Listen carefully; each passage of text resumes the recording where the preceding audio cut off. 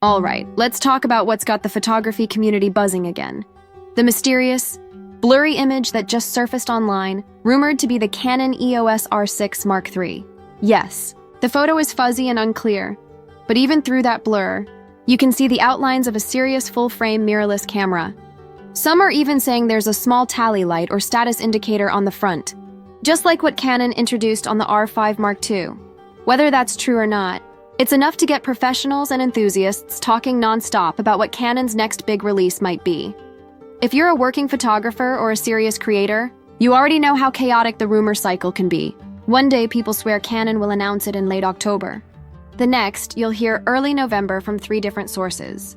My goal here is to help you filter the noise, analyze the leaks logically, and get a realistic picture of when and what to expect from the Canon R6 Mark III.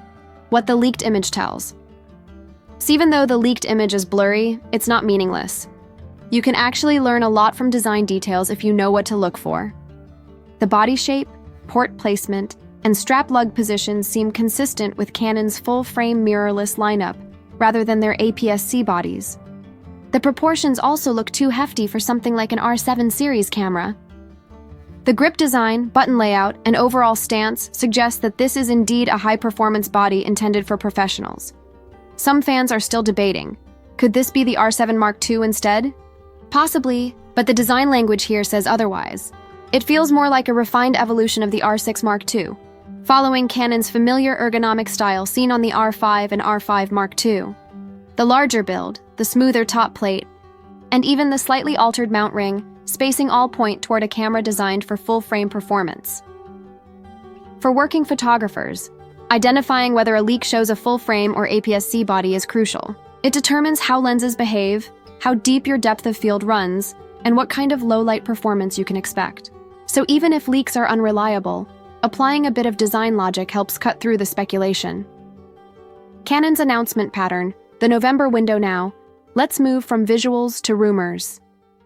Over the past few weeks, several sources have whispered about Canon gearing up for dual announcements this fall, the EOS R6 Mark III and possibly an R7 Mark II.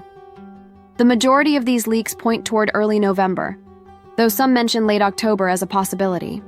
One particularly interesting rumor cites November 4th as a potential reveal date. Why November 4? Because Canon typically prefers Tuesdays or Wednesdays for major announcements. November 4 happens to fall right in that sweet spot. Canon usually avoids weekends or holidays, especially around Thanksgiving when media coverage is limited.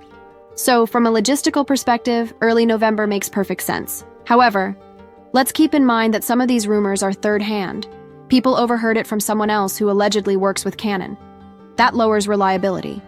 Still, when you combine the number of independent sources mentioning early November, the consistency starts to look convincing. Canon's marketing and NDA cycles also line up here. Usually, a few weeks before launch, we see patterns like content creator embargoes, teaser domain registrations, or updates to Canon's regional websites.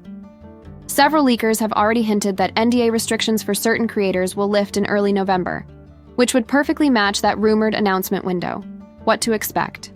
Specs, features, and competitive strategy. So, what kind of upgrades could we realistically expect from the Canon EOS R6 Mark III? Based on how Canon has evolved this line, we shouldn't expect a revolutionary overhaul. Instead, it'll likely be a refined evolution. Expect faster autofocus, better subject detection algorithms, possibly borrowed from the R5 Mark II, and improvements to in-body image stabilization and burst performance. There are whispers of enhanced video capabilities, potentially supporting higher bit rates or more efficient cooling for longer recording times, something that professionals have been asking for since the R6. 2. Canon might also tweak the sensor architecture, slightly for better dynamic range and low light performance, while maintaining that sweet spot of around 24 megapixels. Another key rumor revolves around Canon's lens lineup. There's talk of a new RF 300 600mm f4 5.6 lens, which would be a huge addition for wildlife and sports shooters. This lens, if real, would indicate that Canon is targeting professionals who need reach and versatility without carrying multiple primes. Alongside that, rumors about new RF primes like the 45mm f1.4L and a compact 20-50mm zoom are resurfacing, suggesting Canon wants to strengthen both the pro and hybrid creator market. In terms of pricing, there's a clear trend forming. Nikon's Z6 III has recently been discounted in major markets, the US, Europe, and Asia, now hovering near $2,290 USD. That's a smart indicator that Nikon expects Canon to hit hard in that same segment. Based on Canon's competitive history, it's unlikely the R6 Mark III will debut much higher than that range. Canon knows this tier is highly price-sensitive, and launching above $3,000 could alienate part of its user base. How to judge the credibility of a camera. Rumor, let's face it, the internet is full of insider leaks that end up being wrong. So here's a quick framework that professional photographers can use to evaluate any new rumor. Check the source chain. Was it first-hand or third-hand? The further removed it is from Canon or an NDA insider, the weaker the claim. Evaluate the logic. Does the date or claim make sense based on Canon's past behavior and marketing strategy? Look for corroboration. When multiple reliable sources independently mention the same time frame, confidence increases. Cross-reference market moves. Are competitors cutting prices or pausing ads? That's often a sign of an upcoming Canon release. Monitor regulatory listings. FCC and CE databases often reveal new camera codes weeks before launch. If a rumor fails most of these checks, it's best to treat it as noise until something tangible surfaces.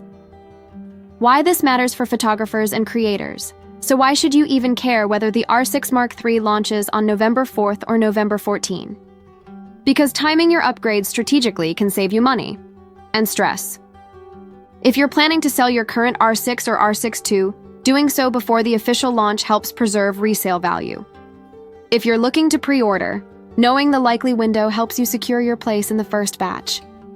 For professionals shooting weddings, sports, or documentary work, the R6 III could offer critical upgrades, especially in autofocus reliability, buffer speed, and video recording stability. Even modest improvements in low-light performance or rolling shutter control could make a significant difference in field performance.